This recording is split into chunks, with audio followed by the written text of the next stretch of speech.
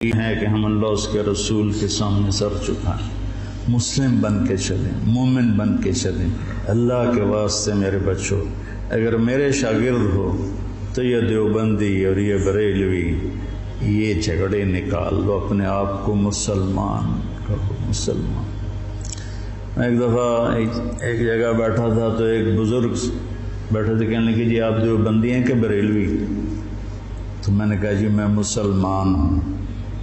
وہ مجھے ایسے دیکھنے لگا، وہ کہنے لگا میری 60 برس 70 برس عمر ہے، میں نے آج تک کسی کو یہ کہتے ہوئے نہیں سنا، تو میں تمہیں مسلمان دیکھنا چاہتا ہوں، میں تمہیں دیوبندیت سے نکالنا چاہتا ہوں۔ مسلم بنو، مسلمان بنو۔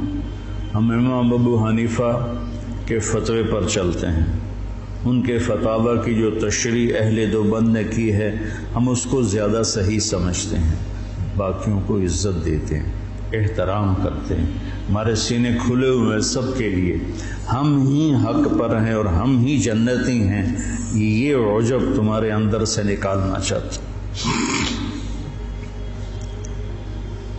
کریم بادشاہ ہے، جس کو چاہے معاف کر دے، ہم ٹھیکیدار ہیں۔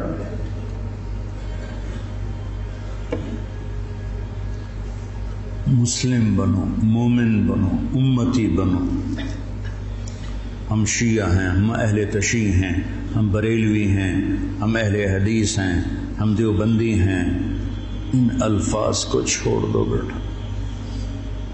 پوری دنیا پھرا ہوں، کہیں یہ لعنت نہیں، یہ ساری بر صغیر کی پھیلائی ہوئی لعنت ہے۔ میں تمہیں چاہتا ہوں کہ تم ایک اچھے مسلمان بنو،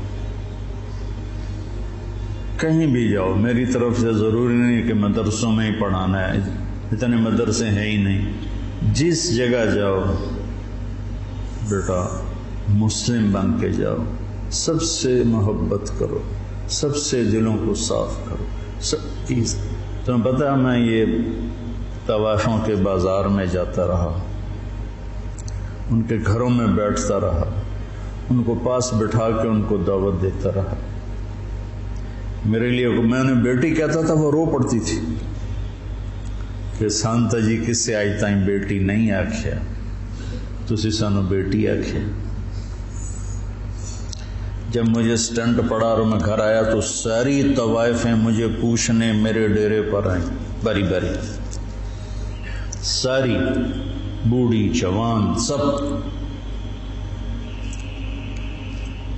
کہ ہمیں بیٹی آج تک کبھی کسی نے نہیں کہا۔ ایک سے میں نے کہا اپنی بچی کی شادی کر دیں، کہنے لگی آپ کو رشتہ تلاش کر کے دیں۔ میں نے کہا تو خود تلاش کر، کہ مولانا صاحب طوائف دے کوٹھے تے رشتہ لین کون ہوندا؟